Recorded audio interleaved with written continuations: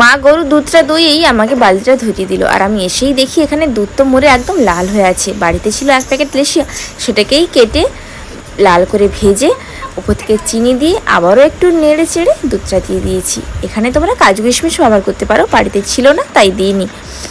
এরপর হাঁড়ির মধ্যে সরগুলো ছিল সেগুলোকে তুলে পায়েসে দিয়ে দিয়েছি।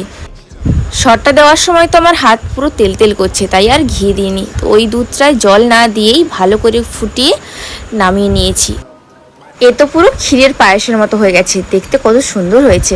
আর কিছুটা রেখে দিয়েছিলাম কড়াইতে, তো সেটাকে বাড়ির আম পেড়ে নিয়ে এসে পাল বের করে একসাথে খুব ভালো করে মিশিয়ে তৈরি করে ফেললাম আমের পায়েস। তারপর দুটো পায়েসকে দুটো বাটিতেই সার্ভ করে ফেললাম। তবে এখানে একটা বড় মিস্টেক হয়ে গেছে।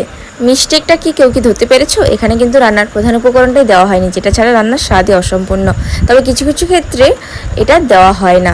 এই দুটো পায়েসের মধ্যে তোমাদের কোনটা বেশি পছন্দের?